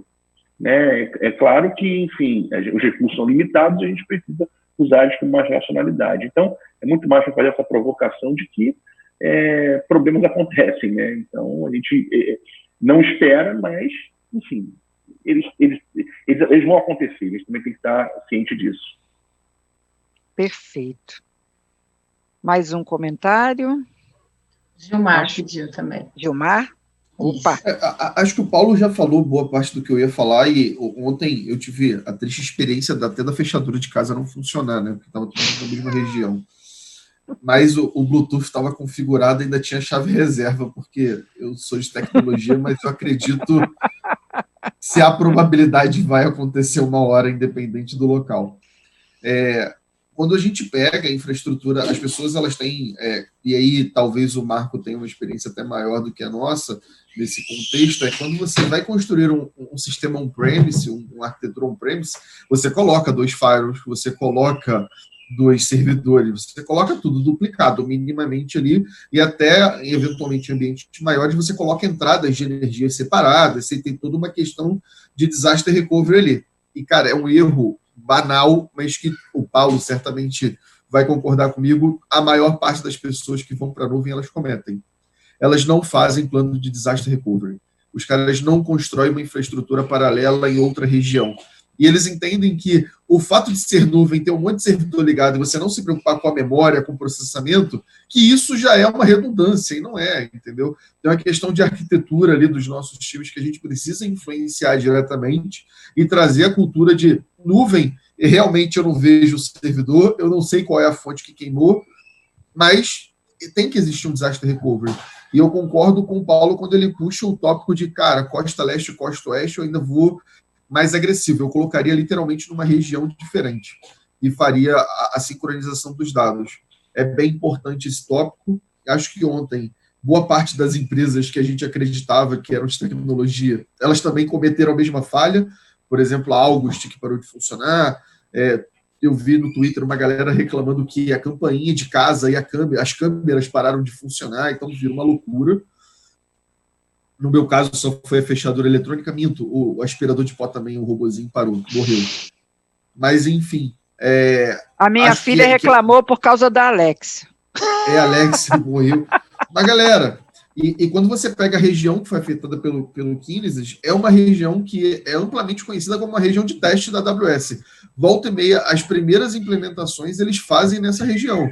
Ou seja, não deveria, e aí é uma região até mais barata, dado até a disponibilidade, mas assim, não deveria ser o nosso principal local de aplicação de operação, efetivamente, essa localidade. A gente deveria escolher uma outra e talvez fazer uma estratégia um pouco mais distribuída.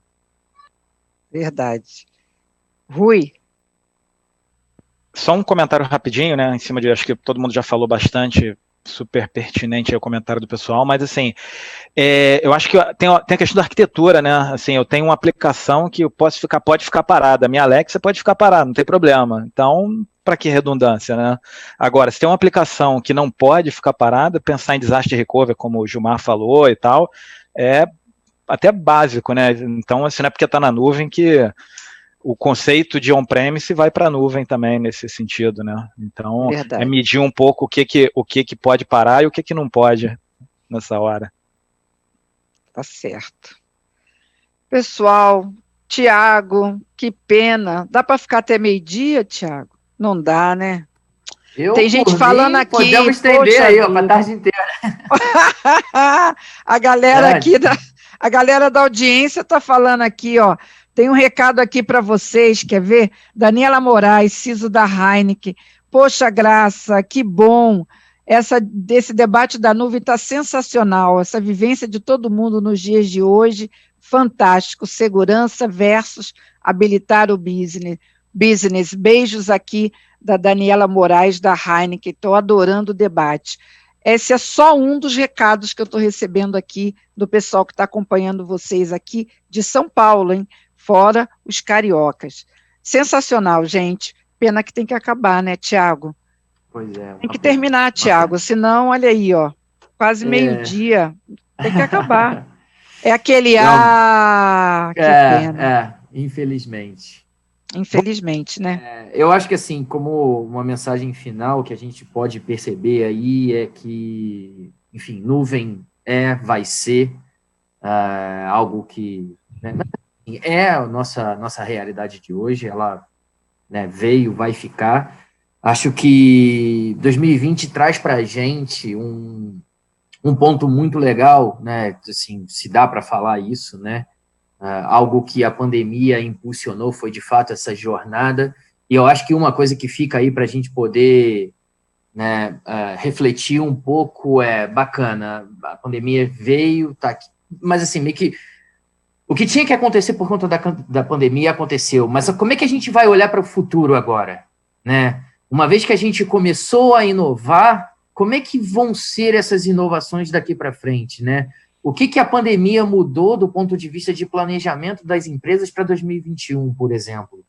Eu acho que esse é um ponto que eu acho que a gente poderia deixar aí para reflexão, e se de alguma forma a gente conseguir se reunir novamente, acho que seria legal para o ano que vem, né, entender quais foram, né, essas mudanças do planejamento que aconteceram. E, assim, em relação ao que a gente discutiu aqui hoje, o que fica muito claro é isso, né, segurança está cada vez mais fazendo parte do negócio em si, né, segurança hoje é posicionada de maneira estratégica e cada vez mais na origem do produto ou na origem daquele serviço que a gente está querendo prestar. Então, exatamente para que a gente consiga evitar o quanto antes qualquer tipo de falha e exposição. Então, enfim, nessa linha, eu gostaria muito de me deixar à disposição, tanto dos que aqui participaram do painel, mas que também todos que estão aí nos assistindo, e colocar que realmente a Trend também tem essa visão, né, de dentro de casa. A Trend é uma empresa que compartilha dessa visão, e do ponto de vista de tecnologia, ela está aqui disponível exatamente para poder apoiá-los em desafios como esse, tanto visibilidade multi-cloud, misconfigurations, enfim, coisas nessa linha a gente pode sim, e eu estou aqui, tanto eu quanto todo o time do Rio de Janeiro, São Paulo, enfim, Trend tem accounts espalhados por todo o Brasil, estamos todos à disposição aí para bater um papo, seja através da minha pessoa ou, enfim, de qualquer outro representante da Trend. Gostaria já de começar aí agradecendo pelo tempo de todos os painelistas e todos os que estão acompanhando a gente também, e um agradecimento super especial, Graça, Leia, Sérgio, que está aí no backstage. Muito obrigado aí pela parceria de vocês, enfim, foi um super prazer, pena que é tão pouco tempo para a gente poder compartilhar e conversar um pouco sobre um assunto tão relevante, né? Obrigado. Sim, mas a gente volta. Eu vou trazer um comentário final aqui da plateia, do Emerson Frandim, que sintetiza aqui os comentários todos que vocês enviaram também. Espetacular essas mesas redondas promovidas pela TVD, principalmente quando são com estados maravilhosos como o meu Rio de Janeiro. Parabéns pela qualidade da discussão. Obrigada, Emerson. Eu também adoro essa cidade maravilhosa, meu Rio de Janeiro.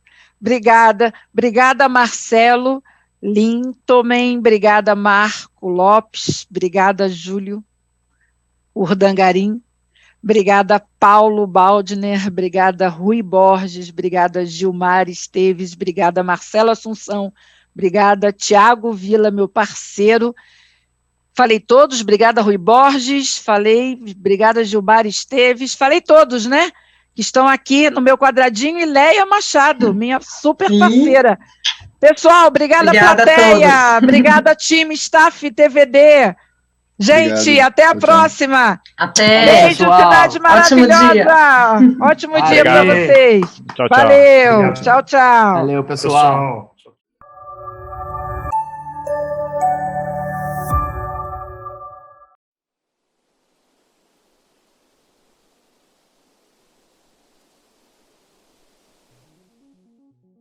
Quando proteger um sistema significa salvar vidas?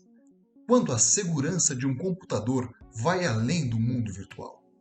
Quando defender equipamentos significa alimentar milhões de pessoas? A resposta é simples: quando cibersegurança se torna uma paixão. E é isso que acontece todos os dias na Trend Micro.